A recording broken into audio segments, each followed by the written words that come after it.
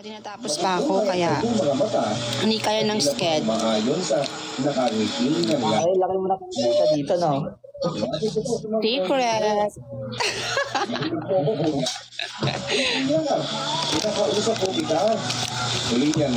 Ikaw magpatuloy ka rin kahit ano. Mag-content ka din kaya. Malay mo, di ba?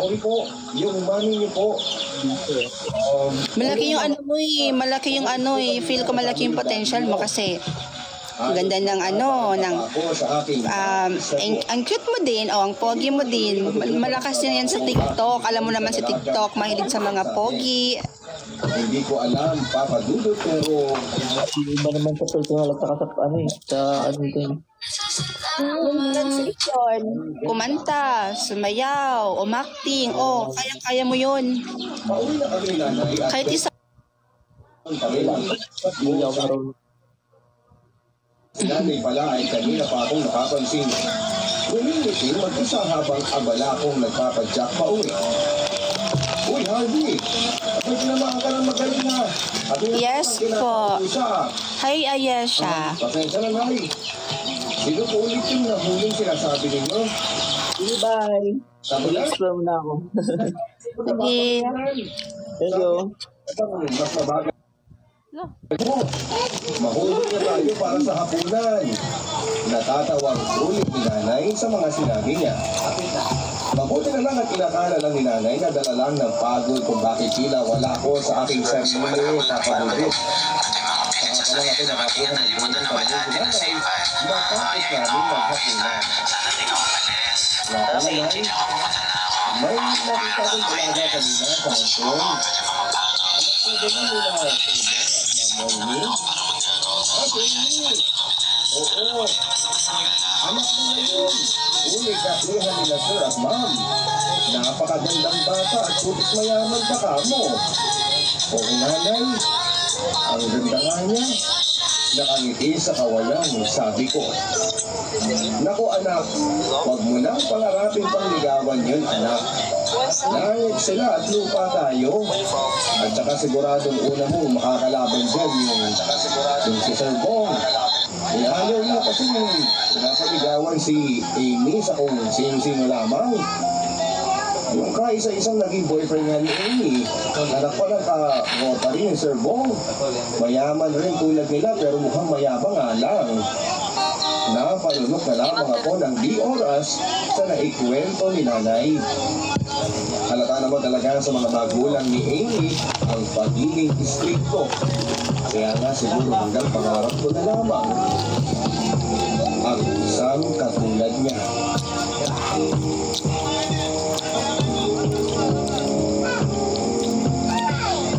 Kahit na nga nasa school ay si Amy pa rin ang nasa aking isipan, Papa Dudut. Minsan nga ay nagkakamali na ako na naisasagot. Hello, Sabine. Hello po. Kakaisip ko siguro kay Amy. Mula kasi nang makita ko siya Papa Dudut ay lagi na lamang akong excited na sunduin si nanay. Umaasang muli kong masisilayan ang maganda niyang mukha. Kaso kahit na inagahan ko na minsan ang pagpunta sa mansyon ay tila ba ilang sa akin ang pagkakataong makita muli si Amy? Ayon kay nanay, madalas siyang nagkukulong sa kanyang kwarto. Tanging pagbabasa lang kasi ng libro at pakikinig ng music ang nakahilig ganyang gawin. Hanggang sa isang araw, day off ko at saktong wala rin akong klase nang maisipan kong samahang maghapon si nanay sa mansyon. Sino po kasama mo dyan? Bakit? Pupunta ka rito? Hawak niya isang magazine at mukhang seryoso sa kanyang pinabasa. Kilala niyo po siya sabi, yes, kilala ko pero hindi kami friends. Nagtulong sa kusina.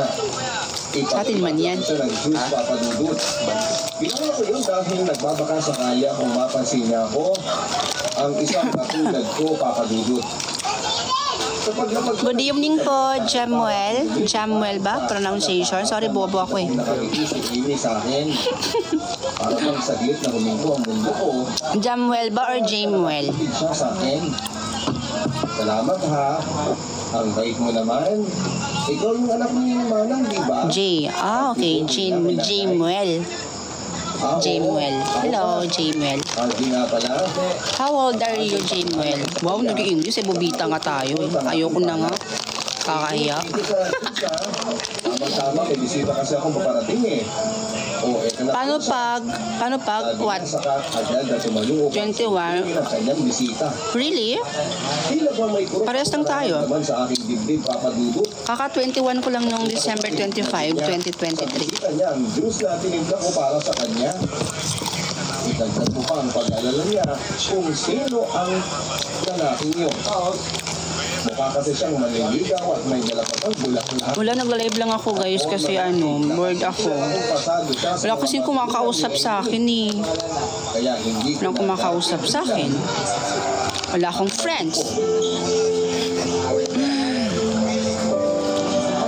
Mag-22 sa November 1. Wow. Mauuna ka sa akin. Mauna ka pala sa akin magbe-birthday. So, matanda ka lang sa akin ng 1 month? 1 month ba? Parang 1 month. Kasi ako nang umihintay si Carla sa isang bench sa school nang bigla kong naalala si tatay. Minsan kasi naiisip kong sumuko na sa hirap ng buhay, Papa Dudut. Hindi rin kasi biro ang ruta kong school at trabaho araw-araw. Minsan na kahit na hindi maganda ang pakiramdam. Nag-aaral ka pa? Hindi na po eh. Pero nagpapaaral na ako sa 3 kong kapatid. Gusto ko lang huminto na lamang sa pag-aaral. Yes po. Stop muna ako. Nag-focus muna ako sa career ko. Pero soon, mag-aaral ako ulit. Mga pangarap niyang nais kong tuparin. Nabiguman si tatay na Priority ko muna sa ngayon is matulungan muna yung family ko sa financial. maging tagumpay rin niya ang tagumpay ko. Pati yung mga kapatid ko, 3. Nakakasama lang kasi ng loob, Papa Dudut, kung bakit meron pang mahirap at mayaman. Buti naman. Ikaw, tapos ka na mag-aral. Kung sana pareho kami ng pamumuhay ni Amy. Hindi ko na sana Feeling ko kasi ako, parang babagay ba ako sa ayoko na magkwento. Ang Parang siya ng mga miha, talagang madaldal lang talaga ako.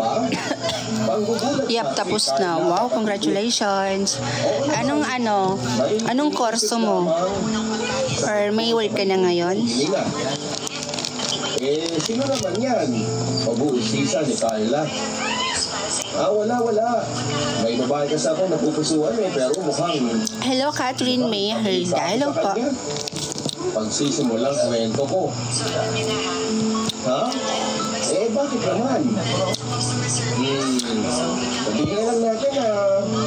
Sabihin na lang natin na langit siya, tapos lupa ako. Ganon? Mali mo naman, gusto ka rin niya. Hindi po.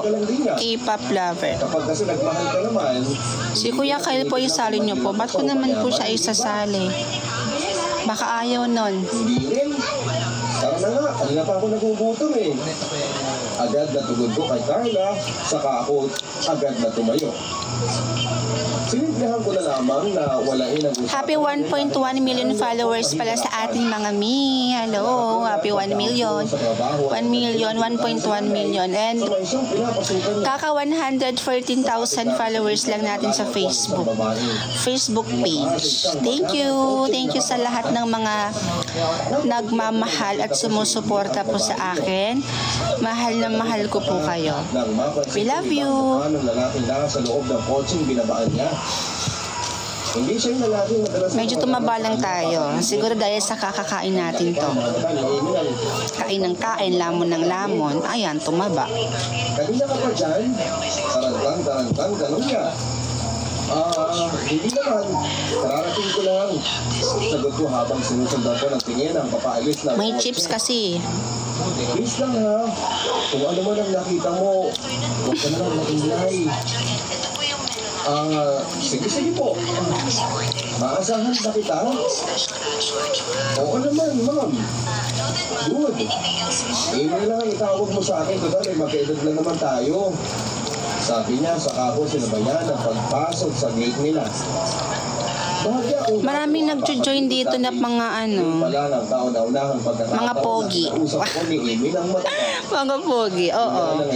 Buti na lang single ako. Kasi kung hindi, naku, hindi ko sila kakausapin. Kakausapin. Yes, loyal ako dapat kapag nagkaroon ng partner in soon. Wow. Soon. Kasi ng gate ay agad na bumukay sa amin sa cellphone na tila ba nag-aalala. Hindi raw kasi sinasagot ni Amy ang tawag niya. Sorry dad, nalobat itong phone ko eh. Kamating sagot ni Amy. Kaya sagot na ako pero dinig na dinig pa rin ang sagutan nilang mag-ama. Bakit kasama mo yung lalaki yan, ha? Huwag mo sabihin na mabuti ha. Buti na lang half span niya ako. Bakit? Bakit buti na lang? When kaya yung soon na yon? Kaya nga, when kaya yung soon? Tagal na akong single. Since 2019 pa. Oh my God. Normal pa ba to? Kaya ba talaga nagkakagusto sa akin? Baka naman gusto nyo akong testingan. Testing naman kayo sa akin, no? Hindi naman ako mahirap mahalin, eh. Oo. Hindi naman ako mahirap mahalin. Family lovers ako. Maging sa school at nawalan ako ng gana. Daddy's girl. Mommy's girl, oo. At wala talaga ako pinipili sa kanila kasi mahal ko silang lahat.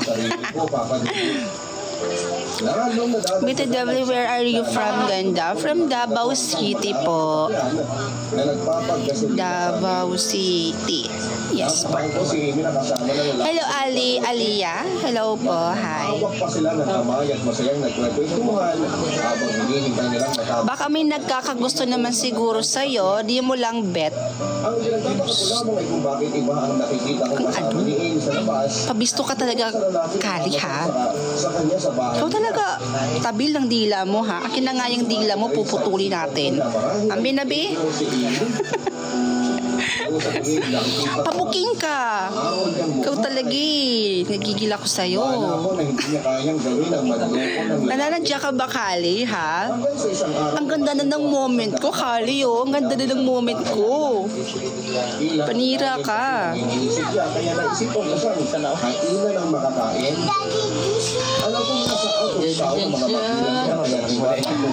Diba, hindi nyo, hello user 1234 567 at 910.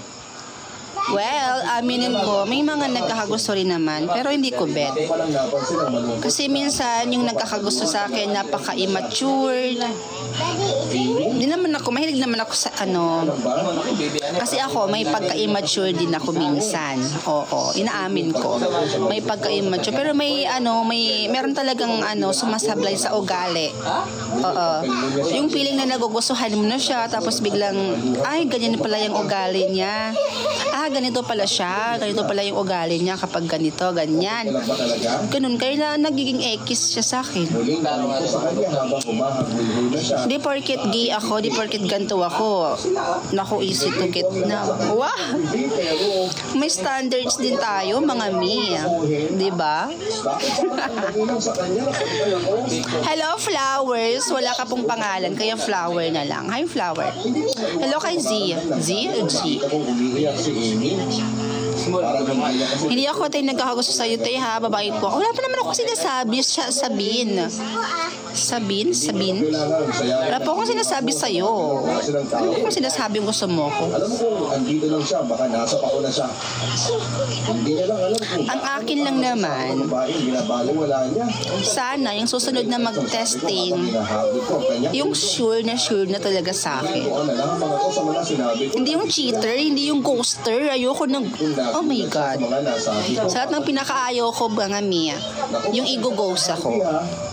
Hindi ko na kasi nakayanan, kaya hindi ko na... Kasi lagi kong na-encounter yung gano'n, yung ginughost ako. Biglang sabi niya habang sinusubukan nasa na t-shirt ko, nabasa ng luha niya. Minsan kasi pag may pagka-immature, kailangan mo yung mas mature para balance. Kaya nga. Lagi lang ako nandito kapag kailangan. Ako kasi may pagka-immature din ako. Tapos minsan matured naman. Depende sa mood. Yung sagot ko Depende sa mood ko. kay Amy. Mula ng araw na yun, papadudod ay naging malapit na kami. Lahat na kasi pinakayo ko yung ghoster eh. Yung parang umaasa ka, like kakausapin ka, sa susunod kakausapin ka, susunod na araw kakausapin ka. Nakikita niya ako sa bahay nila. Biglang mawawala, walang paramdam, kamusta ka, ganyan. Uy, Medyo mahina kasi ako. kekis sa ganun. Bilisan, papadudod. Pero sa tulong ni Amy ay nairapan. Tagal na nating single mga bi, baka naman. Baka may maireto kayo sa akin dyan. Yung matured mag-isip ha. Sa school nila, maaga kasi akong natapos sa Di ko alam, may ano din kasi. Oh, anong ginagawa mo dito? Lapitin talaga ako ng mga Ano ba ni Daddy? mga Ang tanong niya sa nasa murang edad, mga minor. Hindi naman. Ano yun? At alam niyo ba, lapitin din talaga ako ng mga lalaki, mas matanda ako sa kanila. Nagbabakasakali lang ako na baka Yung isa nga na 18 years old. Ako 21 na. Ilan ko.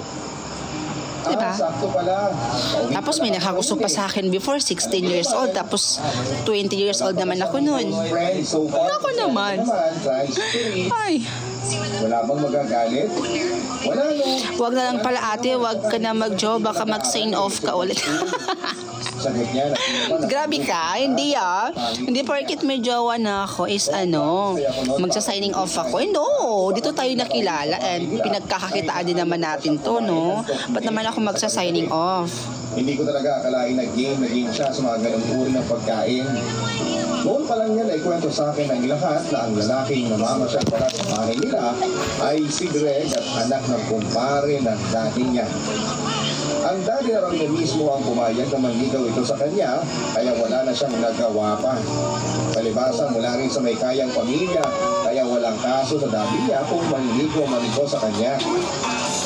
May boyfriend na talaga ako noon, si Tony. Pero nilihim ko sa bahay. Lalo na kay daddy, yung tungkol sa amin. Sigurado kasi akong address sa amin si daddy eh. Kung sakaling malaman niya.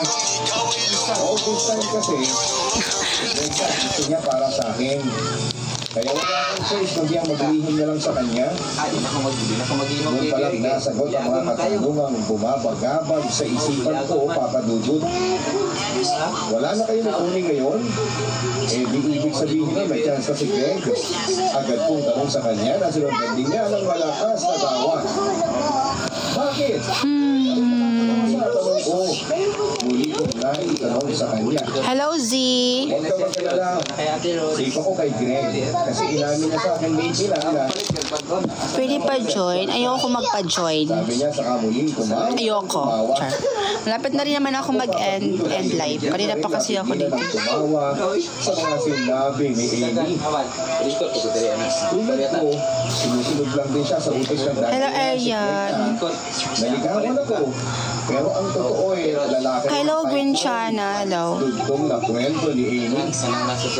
Kahit pa paano ay nagwalagan na ako papadudod. Shoutout Cassandra Angela. Hello. Magiging malapit na namin magkaibigan ni Amy. Patugtog ka muna para swabe lang yung mood. Pagkasama na, alam ko na yung kasunod. Yan, napapakalmot ka na pag ikay na lumunod. Hello,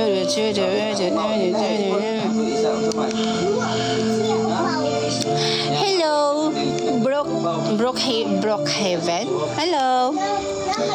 Hello, Aya. Hello. Nakakabawaan sa text. Maging sa tawagan papadudod. May part 2 pa po yung fake love. Meron kapag mag-trend siya or maraming mag-react, marami yung views, lalagyan ko siya or mag-create ako ng part 2. Huwag kang mawawala sa birthday ko, ha? Ate Rose, Rhodes po, not Rose. Pero pa lang ng madaling araw, nandun ako sa bahay ninyo. Pabirong sagot ko sa kanya habang kaharutan. Patugtog ka muna para swabe lang yung mood. Papakalmot kapag lamang na yung kasunod. Masayahin ko papadudot ay pinili kong huwag munang magkwento ng kung ano kay Carla. Ayaw ko lang kasing mausog yung pagkakataon ko para kay Amy. Isang araw, kadarating ko ng mansyon para sabihin si nanay nang maabutan kong sinesermonan si Amy ng daddy niya. Kaya ganyan ako, Dad. Nakakahiya naman po kasi dun sa mga kaibigan ko eh. Hello, April Smith girl. Kinabahan pa ako na lingunin ako ni Sir Bong. Hello, user 1234. Ito lang. Hello, Alexa. Papayagan kita mo. Mabilis ang shoutout to, ah. Basta isama mo si Harvey.